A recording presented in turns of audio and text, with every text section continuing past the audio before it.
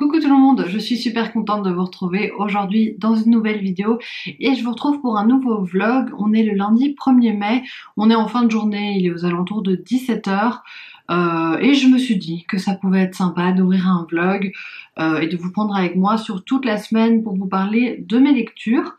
J'ai peu lu dernièrement, enfin en tout cas j'ai l'impression que j'ai beaucoup accordé de moments à la lecture mais que j'ai pas vraiment beaucoup avancé parce que j'ai lu un livre très gros et très prenant émotionnellement juste avant, qui est le roman Je ne suis pas là de Liz Pitt. Je sais pas encore quand vous verrez ce vlog si j'en aurais déjà parlé en point lecture ou pas, mais c'est un roman que j'ai beaucoup aimé, mais qui m'a pas mal accaparé psychologiquement, et en même temps j'étais dans les relectures de mon manuscrit. J'ai terminé ça ce matin, donc j'ai encore bossé 4 heures là-dessus ce matin.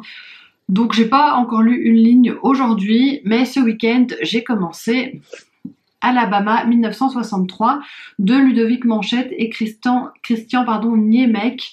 Donc c'est le premier roman de ce duo d'auteurs. Maintenant ils en ont écrit un deuxième, je sais même plus comment il s'appelle, mais qui passe aussi pas mal sur Booktube, Bookstagram, et celui-ci on l'avait énormément vu passer. En fait ce duo d'auteurs c'est des traducteurs de scénarios, de films et de séries qui ont décidé de se lancer eux-mêmes dans la fiction et qui écrivent leur premier roman. Ça se sent qu'on est vraiment avec des personnes habituées aux scénarios de films et de séries parce qu'on est dans quelque chose de super prenant. Il n'y a pas du tout de moment d'ennui, il n'y a pas du tout de longueur. Ça se lit vraiment tout seul. En gros, l'histoire, c'est l'histoire d'une jeune fille, une petite fille noire qui a disparu dans l'Amérique du Sud. Non, on dirait que là on part en Amérique du Sud, mais dans les États du Sud des États-Unis. Donc ici on est en Alabama en 1963. Forcément, à cette époque-là, la ségrégation raciale est encore extrêmement prononcée. La police ne s'inquiète pas de cette disparition. Et la famille de la petite fille va faire appel à un détective privé qui s'appelle Bud, qui est un homme alcoolique, qui a clairement pas l'air bien dans sa vie. Et on va aussi suivre Adela. Adela, c'est une domestique auprès de plusieurs personnes blanches pour lesquelles elle travaille. Elle a une vie pas facile et elle va rencontrer Bud. J'en suis là pour l'instant, ils n'ont pas encore commencé à travailler ensemble, mais je pense qu'il va y avoir une collaboration entre eux et franchement, ben, ça se lit hyper bien, c'est très prenant et je trouve que ça fonctionne. Pour l'instant, ça fonctionne très bien. Et alors, j'ai également commencé un livre audio qui est Je peux très bien me passer de toi de Marie Vareille. C'est le genre de livre qui me fait pas hyper envie en format papier, mais à l'audio c'est très bien pour moi parce que c'est léger, j'écoute ça en me baladant ou en conduisant, donc ça n'a pas besoin d'avoir une attention hyper accrue. Moi j'écoute pas du tout par exemple de thriller ou de romans hyper denses à l'audio, j'aime pas ça. Mais pour les petites romances un peu feel good, je trouve que c'est un bon format, d'autant plus que je pense pas que ça me plairait en lecture papier. Quoique cette romance-ci est quand même sympa, c'est quand même prenant. Moi j'aime beaucoup Marie Vareille, mais j'ai lu ses derniers romans, donc qui sont plus dans l'aspect tranche de vie, histoire de famille, ce genre de choses. Et j'ai pas du tout lu ses premiers romans qui étaient principalement axés romance. Et donc je pense que c'est un bon moyen de les découvrir. En gros, on va suivre Constance et Chloé qui sont amies. Elles se sont rencontrées dans un club de lecture. Chloé, c'est une fille qui enchaîne les conquêtes, qui pense encore beaucoup à son ex, avec qui elle a encore de temps en temps des contacts, tandis que Constance, c'est la fille qui est célibataire depuis des années, qui vit dans les bouquins, qui rêve d'une histoire d'amour à la Jane Austen, et elles sont très amies, et elles vont se lancer un petit peu un challenge l'une l'autre, pour prendre leur vie en main. Donc Chloé, elle doit arrêter de penser à son ex, arrêter d'avoir des histoires d'un soir. Constance, au contraire, elle doit un peu plus s'ouvrir et arrêter de se prendre la tête. Et donc on va suivre Chloé qui va déménager en Gironde. Et voilà, c'est très sympa, c'est franchement pas prise de tête. On sent que ça date un peu, je crois que le roman il a plus ou moins 10 ans. Il y a des réflexions du style « Ah, si tu perdais 5 kilos, tu serais tellement jolie ». Je suis pas sûre que Marie Vareille écrirait ça aujourd'hui, mais c'est léger et ça fait du bien.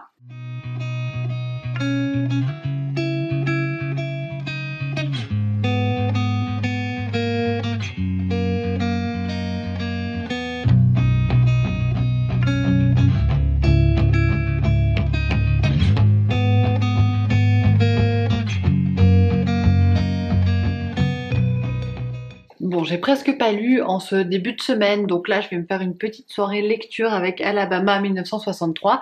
Vous voyez peut-être derrière, j'ai mis le live de Séverine. J'aime bien quand je suis toute seule mettre ça sur la télé parce que ça me motive vraiment à lire. On fait des sessions lecture de 45 minutes, puis après il y a une petite pause papotage. Enfin là ça n'a pas encore commencé. Et Séverine est en train de parler. Mais j'aime beaucoup mettre ça, je trouve qu'il y a un côté motivant et du coup ça fait qu'on n'a pas envie de sortir de sa lecture. Donc petite soirée lecture, j'espère le terminer bientôt, d'autant plus que ce week-end, enfin le week-end passé, j'ai acheté le livre Reste d'Adeline Dieudonné, donc le nouveau roman d'Adeline Dieudonné. Et j'aimerais bien pouvoir le lire ce week-end. Donc pour ça, il faudrait que j'avance dans Alabama 1963. Je vais aller me mettre en pyjama, me faire une petite tisane et je vais me poser pour lire. Le jeudi, c'est mon jour de télétravail, donc je profite des petits rayons de soleil qui donnent dans le salon pour lire quelques pages avant de me mettre au boulot. Et c'est vraiment des matinées toutes douces, ça fait du bien, j'aimerais bien avoir ça plus souvent. Pendant que moi je travaille, il y en a un qui est bien installé dans la pelouse, là, qui prend le soleil, tranquillou. J'avoue que je suis un peu jalouse. Ça y est, c'est le week-end. Ce soir, je vais essayer de terminer Alabama 1963. Je pense qu'il y a moyen que j'y arrive. Donc là, j'ai pas grand-chose à vous dire de plus sur ma lecture. Hier, c'était rigolo parce que dans le livre, il y a eu un petit clin d'œil à La couleur des sentiments. J'ai pas lu le livre La couleur des sentiments, j'ai seulement vu le film, mais j'ai tout de suite repéré le clin d'œil, j'ai trouvé ça vraiment sympa. Pour ceux que ça intéresse, c'est à la page 161 de l'édition poche. Donc voilà, j'ai trouvé ça rigolo. Je reviens vers vous parce que j'ai terminé Alabama 1963 de Ludovic Manchette et Christian Niemek. Finalement, je l'ai pas terminé hier soir comme je le voulais, je l'ai terminé aujourd'hui. Bon, ça n'a pas beaucoup d'importance. C'est un roman que j'ai vraiment apprécié. J'ai trouvé que c'était très fluide, très prenant, c'est assez addictif. Ça se lit vraiment très très bien, les pages défilent sans qu'on s'en rende compte. La thématique historique est aussi très intéressante, cette thématique de la ségrégation raciale, même si c'est pas vraiment énormément développé, c'est pas un roman qui va vraiment rentrer dans le fond des choses au niveau de ce sujet-là, mais je trouve qu'en toile de fond, ça fonctionne vraiment très très bien, et quand même les auteurs arrivent à faire passer certains messages à ce niveau-là. Le duo d'enquêteurs fonctionne très bien aussi, donc on a Bud, le détective privé, qui est complètement bourru, alcoolique, malpoli, et on a Adela, la femme de ménage, qui elle est quelqu'un de beaucoup plus empathique, qui est une personne profondément gentille et bienveillante, et donc à deux, ça fonctionne assez bien. Bud est parfois un petit peu stéréotypé comme personnage, je trouve. Je trouve que la fin est inattendue, mais la seule chose que j'ai pas trop aimé, c'est la manière dont le dénouement est amené. Je vais pas vous dire pourquoi parce que ça vous spoilerait une partie du dénouement, donc je vais pas m'étendre plus là-dessus. Mais je ne m'attendais pas à ça et je trouve qu'au final ça repose sur pas grand-chose. Donc c'est un petit peu la petite pointe de déception. Mais si vous avez envie de lire un policier qui se déroule dans un contexte historique vraiment intéressant, je vous recommande ce roman. Je pense que ça peut vraiment vous plaire. On a vraiment le côté cinématographique, addictif qui fonctionne très bien. Donc à ce niveau-là, il y a rien à dire. Ça marche vraiment très très bien. Et je vais commencer... Hop, je le prends sans tout faire bouger. Je vais commencer Reste d'Adeline Dieudonné. Je vais déjà un petit peu lire ça cet après-midi. Et voilà, je vous en reparlerai quand j'aurai avancé dans ma lecture. C'est un livre que j'ai payé 20 €, qui fait même pas 300 pages. Et les pages, c'est comme ça. Donc j'ai l'impression que ça peut être très vite lu. On verra bien. Mais en tout cas, il me fait très envie. Et... hier soir, j'ai regardé un film, donc je me suis dit que j'allais vous en parler. C'est le film... Non, j'ai plus de batterie, donc j'en parle pas maintenant.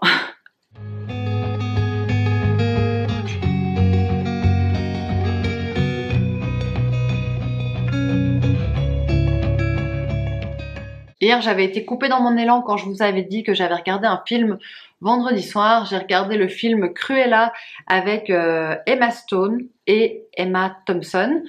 J'avais pas du tout prévu de regarder le film parce que c'est pas forcément le type de film qui m'attire le plus à la base, mais il est passé à la télévision, donc je me suis dit je vais l'enregistrer. J'aime beaucoup Emma Stone, c'est principalement ce qui a fait que j'ai eu envie de le regarder, et puis j'ai vu qu'il y avait Emma Thompson que j'aime beaucoup aussi, donc j'ai regardé ça vendredi soir, j'ai trouvé ça sympathique. C'est ultra rythmé, ça dure plus de 2 heures et pourtant on s'ennuie pas du tout, pas une seconde. La fin est un peu trop plein de rebondissements pour moi, enfin c'est un peu trop plein d'action. Il y a tout le temps des musiques entraînantes. Moi je trouve ça sympa de mettre une musique que tout le monde connaît 1 ou 2 fois sur le film, mais là à la fin c'est une succession, enfin même en fait tout le temps, c'est une succession de moments avec des musiques hyper connues qu'on a envie de chantonner et qui donnent du peps. Mais je trouve que l'effet, il est un peu supprimé quand ça arrive tout le temps. En fait, c'est un film qui retrace la genèse de Cruella, qui à la base est une petite fille qui s'appelle Estella, qui est une petite fille rebelle jusqu'au jour où un drame va arriver et qu'elle va décider de changer de cap, d'être plus sage. Elle veut devenir styliste et Cruella va ressurgir. Et voilà, je ne vais pas en parler davantage. Bref, c'était cool, ça se regardait bien. Je suis contente de l'avoir vu, mais je pense pas m'en rappeler pendant très longtemps. Et alors c'est rigolo parce que hier soir avec ma sœur on a regardé Les 101 Dalmatiens. En fait sur RTL TV, c'est une chaîne belge, ils repassent plein de Disney pour l'instant. Et donc ils ont passé Cruella jeudi soir et je l'avais enregistré, je l'ai regardé vendredi. Et vendredi soir ils passaient Les 101 Dalmatiens. Je me suis dit, je vais l'enregistrer, comme ça, après avoir regardé Cruella, je vais regarder ça.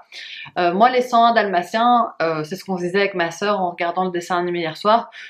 On a surtout regardé le film avec Glenn Close, que j'adorais ce film. Je crois que j'aimerais toujours bien si je le regardais maintenant. Et le dessin animé, je l'avais pas vu depuis que j'étais enfant, je pense. Et ça a fort vieilli. Dans la journée hier, j'avais essayé de regarder un peu toute seule et j'avais complètement décroché. Avec ma soeur hier soir, on a tout regardé, mais toute seule, j'ai pas envie de tout regarder. Typiquement, c'est un dessin animé qui va pas m'accrocher à fond toute seule. Euh, voilà, je trouve qu'il y a des moments qui vont hyper vite, des moments qui durent pendant super longtemps, des scènes où il se passe pas grand chose, qui sont étirées.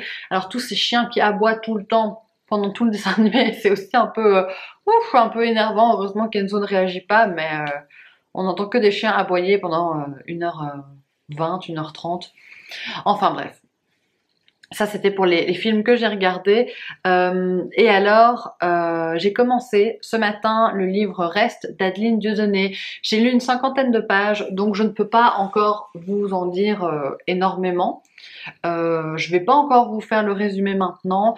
Ce que je peux vous dire, c'est que j'aime beaucoup le style. J'ai toujours aimé le style d'Adeline Dieudonné. Je trouve qu'il y a un côté très recherché, très agréable. Et en fait, c'est même des phrases que je lis à haute voix parce que j'aime bien les entendre. Et je trouve que c'est un livre qui peut se lire à haute voix très facilement et de manière super agréable. D'ailleurs, je pense que c'est Adeline Dieudonné elle-même qui le lit pour la version audio. Mais c'est vrai que pour ce genre de livre-là, j'ai pas envie de l'écouter en audio. En fait, la sélection que je fais moi pour les livres audio, c'est que si je pense que potentiellement ça pourrait être un coup de cœur ou une très bonne lecture, je veux pas gâcher ça en l'écoutant, parce que je sais que écouter un livre ne me procure pas du tout les mêmes sensations que lire un livre. Écouter un livre, c'est un truc où je suis un peu moins concentrée, je fais souvent autre chose en même temps. Alors pas non plus des trucs qui me donnent beaucoup d'attention parce que je suis incapable de me concentrer sur 2 choses à la fois, mais je conduis ou je me promène, mais j'ai pas l'esprit que à ça. Tandis que quand je lis, j'ai l'esprit qu'à ça. Et je veux jamais gâcher une bonne lecture par le format audio. Et c'est pour ça que je suis passée principalement à des livres très feel good à l'audio, parce que je sais que le reste, ça pourrait vraiment me gâcher la lecture. Et donc pour des livres comme ça, j'ai pas envie que ma première découverte, ce soit le livre audio. Après, on n'est pas à l'abri que si j'ai adoré Reste, je l'écoute par la suite en audio. Ça, c'est aussi quelque chose que je ferais peut-être, je sais pas. Ça veut dire gâcher un crédit audio pour un livre que j'ai déjà lu. J'ai des grosses problématiques de vie là. Et maintenant je vais en cuisine parce que ce soir j'ai des amis qui viennent manger et je vais faire le tiramisu aux fraises de Caro from Woodland. J'ai pas de batteur pour les œufs en neige, donc je vous partage une technique que j'ai trouvée sur internet, c'est mettre les blancs d'œufs dans un Tupperware et secouer, et ça a une belle tronche pour l'instant. Je vous tiens au courant. Eh ben, après 10 minutes de secouage, c'est quand même fatigant, mais c'est pas mal. Bon ben je valide l'astuce trouvée sur internet. Finalement il est affreux de look, donc j'espère qu'il sera bon en goût. Mais je vous ai pas montré le résultat là avant de le mettre au frigo parce que c'était vraiment très très moche. Donc hein, j'ai un peu peur que ce soit dégueu et que rien ne se tienne non plus en goût. Mais on verra bien. Bon, ce plan est horrible. On est lundi matin. Là, je vais au travail. Vous me voyez jamais avec mes lunettes, mais comme je conduis, j'ai pas le choix. Je dois les mettre. C'est un peu dur aujourd'hui, mais je pense que c'est dur pour tout le monde le lundi matin. Je voulais juste vous dire, le tiramisu était bon. Franchement, finalement, ça s'est plutôt bien passé. Il était très bon et j'ai pas du tout avancé dans ma lecture de reste. Donc, j'ai rien de plus à vous dire sur ça pour l'instant. Là, je suis en train d'écouter mon livre audio. Je peux très bien me passer de Toi, de Marie Vareille. Et j'ai écouté plus ou moins 5 heures sur 8. Donc, j'ai dépassé la moitié. C'est juste que je l'écoute en vitesse normale, donc pas en vitesse accélérée. Moi, j'aime bien écouter l'histoire racontée par la narratrice. J'aime bien prendre le temps. Et c'est plutôt quand ça m'embête un peu que je mets en vitesse accélérée, mais là pour l'instant c'est pas le cas. Alors comme je vous le disais, je trouve qu'il y a quand même certaines choses qui ont mal vieilli. Il y a certaines réflexions, là encore on vient d'avoir une réflexion de grossophobie et ça c'est un peu gênant je trouve en 2023 quand on le lit, mais ça reste léger et sympa et ça reste agréable à lire. Voilà, je vous reprendrai tout à l'heure quand je ne serai pas en voiture et quand ce sera plus facile pour vous de m'entendre parce qu'à mon avis là il y a du bruit de fond et en plus je vais monter sur l'autoroute donc je vous reprends tout à l'heure ou demain. On est mercredi soir, je reviens vous parler de ma lecture de Reste d'Adeline Dieudonné. Je suis plus ou moins à la moitié, donc je pense que je peux un peu plus vous en dire. En fait, le roman s'ouvre sur une scène assez catastrophique. On suit un couple qui est en week-end dans un chalet à la montagne et je vais vous lire la première lettre du roman. La première phrase, c'est parce que le roman est découpé en lettres. Et je suis fatiguée, il est 21h15, voilà, je suis un peu crevée. Donc la première phrase, mardi 5 avril 2022, M est là, allongé près de moi, il est mort, il est mort. Voilà, pour un peu vous mettre dans l'ambiance du roman. Donc le livre s'ouvre sur une femme qui est en week-end avec son compagnon qui en fait est décédé. Il décède pendant le week-end et elle va avoir une réaction très, très étrange. C'est qu'elle va pas tout de suite prévenir les secours, elle va pas appeler une ambulance ou la police ou que sais-je. Elle décide juste de garder encore l'homme qu'elle aime près d'elle et elle décide de passer encore quelques jours avec lui. C'est un côté extrêmement malsain. Mais bref, elle est en fait en train d'écrire une lettre à la femme de M parce qu'elle est en couple avec lui depuis 8 ans, mais il est marié. Et donc le récit est en vous parce qu'elle s'adresse toujours à la femme de M et elle va lui écrire plusieurs lettres. Donc cette première lettre, c'est ce qui se passe dans ce chalet après que son amant soit mort. Et puis maintenant, on rentre un peu plus dans les détails de la vie de cette femme, dans ses relations amoureuses, dans ses relations avec les hommes. Il y a un côté très introspectif, il n'y a pas beaucoup d'action, on est beaucoup dans les pensées de notre narratrice, on est témoin de ce qu'elle ressent, mais on n'est vraiment pas dans l'action. Je me demande où ça va nous mener. Je trouve que c'est assez intéressant, que c'est assez bien fait. J'aime beaucoup le style d'écriture, comme je vous le disais, pour moi c'est un peu le genre de roman qu'on peut lire à voix haute, c'est vraiment agréable à lire à voix haute. Et j'aime bien ce que je lis, il y a certains passages un peu plus crus, un peu plus trash, et puis quand même le postulat de base est franchement pas très joyeux, hein, comme je vous l'ai dit, mais j'apprécie plutôt ce que je lis pour l'instant, donc je vais vous tenir au courant parce que là j'ai lu la moitié, je sais pas exactement vers quoi l'autrice va se diriger maintenant, qu'est-ce qu'elle va bien pouvoir nous raconter, comment elle va pouvoir se réinventer dans son histoire, donc ça, j'en reparlerai avec vous. Et aussi, j'ai presque terminé le livre audio. Je peux très bien me passer de toi parce qu'il me reste 50 minutes à écouter. Donc ce sera peut-être demain que je le ferai. À mon avis, je terminerai ce vlog demain ou vendredi, mais je le continuerai pas ce week-end parce que je pense que j'aurai terminé mes 2 livres d'ici là.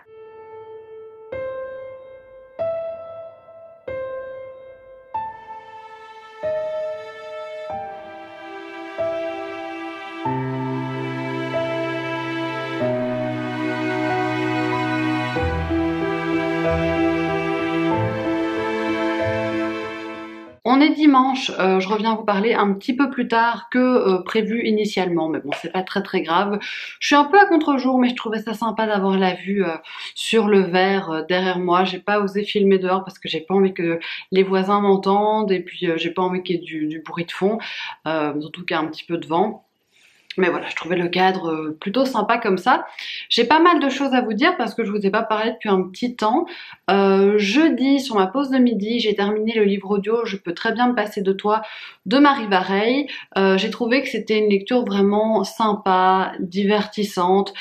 C'est pas incroyable, je trouve que Marie Vareille, dans ses premiers romans, fait quelque chose d'assez différent de ses romans suivants parce que c'est moins profond, il y a moins de thématiques vraiment creusées et développées.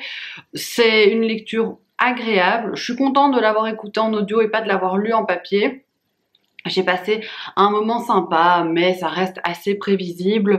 Je me suis globalement attendue à tout ce qui s'est passé. Je pense qu'il y a eu peut-être une petite surprise, mais sinon ça reste sur du truc classico-classique. Mais pourquoi pas. Franchement, si vous avez envie de lire un roman feel good, peut-être en été, je pense que ça colle bien pour lire au bord de la piscine. Voilà, c'est typiquement ce genre de roman-là. Je retenterai peut-être une petite comédie romantique de Marie Vareille en audio, parce que je trouve que c'était agréable et que c'était sympathique. J'ai aussi terminé ma lecture de Reste d'Adeline Dieudonné, donc je vais vous en parler. Je l'ai terminé hier. J'ai mis longtemps à le lire, je pense que c'est simplement parce que j'ai été assez occupée, mais quant au normal, c'est un livre que j'aurais lu en 2 jours, mais j'ai vraiment du mal à répartir ma vie tout simplement entre vie professionnelle, lecture et loisirs autres que la lecture. J'ai un peu du mal à m'organiser et donc tout prend plus de temps. Mais clairement, c'est pas un très long roman.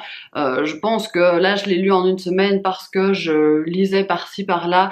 Qu'il y a des jours où j'ai pas lu. J'ai pas lu jeudi, j'ai pas lu vendredi. Et donc voilà, je l'ai terminé hier. Globalement, j'ai bien aimé, ça a été une bonne lecture. J'aime beaucoup la plume d'Adeline Dieudonné, je trouve qu'elle écrit vraiment très bien. Il y a un truc dans son style assez brut, assez cru, qui me plaît, qui me parle. Je trouve qu'elle choisit bien ses mots, j'aime la manière dont elle raconte les histoires, donc ça ne bouge pas. Parmi les 3 romans qu'elle a écrits, c'est celui que j'aime le moins, je pense. Mon préféré reste La vraie vie, qui avait été un coup de cœur. J'avais beaucoup aimé Kérosène, contrairement à beaucoup de gens qui n'ont pas aimé parce que Kérosène est très particulier, il y a un côté très cru, il y a un côté un peu décousu parce que ça ressemble plus à un recueil de nouvelles qu'à un roman à proprement parler, mais Kérosène m'avait vraiment accroché. Ici, je trouve que ça reste un bon roman, mais j'ai pas eu la petite étincelle, j'ai pas eu le truc qui fait que waouh, c'était génial.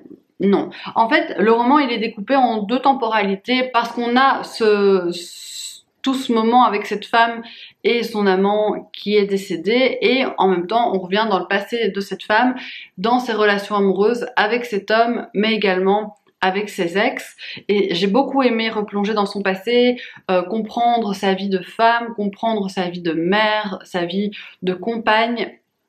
Je trouve que ça c'était vraiment intéressant. Il y a certaines émotions qui sont livrées sans phare, je trouve que c'est assez juste et c'est assez prenant. Par contre, toute la partie au présent avec son amant qui est mort, ça m'a moins parlé parce que j'ai trouvé que c'était malsain au possible. Il y a un côté vraiment dégueu, vraiment dégueulasse au niveau biologique, quoi. C'était dégueulasse, ça m'a dégoûtée. J'ai eu du mal à comprendre sa décision. Après ça, on nous demande pas de comprendre son choix, c'est son choix et voilà, on nous le présente simplement. Donc ça, je l'ai pas comprise, mais c'est pas très grave. Oh, j'ai eu peur, il y a eu un oiseau qui a fait un drôle de bruit, j'ai eu peur. Bref, on va continuer comme ça. Oh là, vous me voyez plus du tout, c'était peut-être pas une bonne idée où je me suis mis, mais bon, tant pis. Donc voilà, c'est pas grave si je ne la comprends pas, c'est pas ça qu'on demande, mais c'est simplement que j'ai trouvé ça vraiment franchement glauque et qu'en plus, c'était un peu longuet ces parties-là. Un peu redondant, pourtant le livre n'est pas long, mais j'avoue qu'il y a des moments où je me suis un peu ennuyée, donc c'était vraiment pas en demi-teinte, parce que demi-teinte c'est trop négatif par rapport à ce que j'ai ressenti, mais c'était sympa, sans plus. Par contre, j'aime la plume d'Adeline Dieudonné, je trouve qu'elle a une plume bien particulière, une plume qui lui est propre. Je continuerai à la lire avec grand plaisir. C'est bientôt mon anniversaire, donc j'ai déjà reçu quelques cadeaux. Je suis un peu, je vous dis tout comme ça, pêle-mêle, mais c'est bientôt mon anniversaire, donc j'ai déjà reçu quelques cadeaux, du livresque, du pas livresque. Donc je me dis que je vais vous montrer ça. Donc j'ai reçu mon parfum, donc c'est le parfum Idylle de chez Guerlain. C'est mon parfum depuis, ça doit faire 10 ans hein, que c'est mon parfum. Avant je changeais tout le temps, mais depuis que j'ai ce parfum, je n'ai plus jamais changé. Je trouve que qu'il me va bien. Enfin, c'est vraiment mon parfum, quoi. C'est l'odeur à laquelle je suis habituée, c'est l'odeur que j'identifie à moi. Et voilà, je l'aime beaucoup ce parfum-là. En plus, il est assez rare. Je connais personne d'autre qui le porte, donc oups. Donc je l'aime bien. J'ai reçu un petit chèque cadeau chez AS Adventure, donc ça, c'est bien pratique. D'autant plus qu'on part en voyage la semaine prochaine, on part en Namibie, donc j'ai peut-être encore 2-3 trucs à acheter, je vais en profiter avec le bon. Et alors au niveau des livres, j'ai reçu Là où chantent les écrevisses de Delia Owens, qui me fait envie depuis sa sortie plus ou moins. Ma maman l'avait lu et l'avait adoré, et il paraît que le film est génial aussi. J'ai vraiment hyper envie de m'y plonger parce que je pense que ça peut être mon style. Je n'en sais pas beaucoup sur l'intrigue. Dans ma tête, j'associe ça à My Absolute Darling de Gabrielle Talent. Je sais pas si il y a vraiment un lien ou pas, mais j'ai l'impression que c'est une fille qui grandit au cœur de la nature, et donc j'ai mis les deux histoires ensemble. Mais à mon avis, ça n'a pas le côté glauque de My Absolute Darling. Et j'ai également reçu un classique qui me fait super envie, c'est Les raisins de la colère de John Steinbeck. De Steinbeck, moi j'ai lu Des souris et des hommes et La Perle. J'avais adoré Des souris et des hommes, un petit peu moins La Perle, mais les deux sont des romans très courts. Là on part sur une grosse brique qui va, en plus c'est écrit vraiment tout petit, mais c'est une grosse brique qui va suivre la vie d'une famille qui, je pense, travaille dans l'agriculture, dans la terre, et je crois que ça va pas super bien se passer pour eux, que leur affaire va plus être rentable. Je pense que c'est plus ou moins ça l'histoire. Je pense que ça va être génial. Ça, je vais pas le lire tout de suite parce que je veux le lire à un moment où j'ai plus de temps et où je peux m'y plonger sans lire 20 pages par-ci, 20 pages par-là, parce que je pense que c'est un roman très dense qui mérite toute mon attention. Et de quoi est-ce que je voulais encore vous parler? Oui, je vais terminer en vous parlant d'un film qu'on a regardé vendredi soir avec mon copain. C'est un film qui est sur Netflix, qui s'appelle Yesterday. C'est un film anglais que j'ai vraiment trouvé très sympa, que j'ai vraiment beaucoup aimé. En gros, on est à notre époque, c'est un film contemporain, avec un jeune homme qui rêve de devenir chanteur. Il est musicien amateur, il essaye de percer, mais ça prend pas, ça n'a jamais marché. Jusqu'au jour où il y a une coupure de courant mondiale pendant 12 secondes. Quand le courant revient, lui il a été percuté par un camion, enfin par un bus, et bref, quand il revient à lui, plus personne ne se rappelle des Beatles. Donc lui, il va chanter Yesterday à ses amis, et les gens vont lui dire mais c'est incroyable, c'est toi qui as écrit ça, c'est magnifique, enfin il faut que t'en fasses quelque chose de cette chanson. Il est là, bah non c'est pas moi, c'est les Beatles, mais les gens ne se rappellent pas des Beatles, personne ne connaît les Beatles, et ben, il va surfer sur la vague et il va se réapproprier les chansons des Beatles et sa vie va prendre un autre tournant. C'est vraiment très léger, il n'y a pas de grosse intrigue. Oula, il y a un gros cousin qui est rentré chez moi, mais je verrai ça après. Il n'y a pas de grosse intrigue, il n'y a pas de gros retournement de situation, il n'y a pas de gros antagonistes, enfin ça reste très gentillet, très mignon, très feel good, mais moi j'ai passé un bon moment, c'est chouette, on a envie de chanter, on a tout le temps les musiques des Beatles, enfin c'est vraiment cool. L'acteur principal chante bien, est sympa, enfin c'était vraiment Mimi, ça m'a bien plu. En plus, j'ai beaucoup aimé regarder ça en VO parce que j'adore l'accent british. Je trouve que c'est hyper agréable à l'oreille. Enfin bref, c'était un bon moment. Si vous aimez bien les Beatles, je vous conseille de regarder ce film. N'en attendez pas quelque chose d'hyper complexe et de très très fin.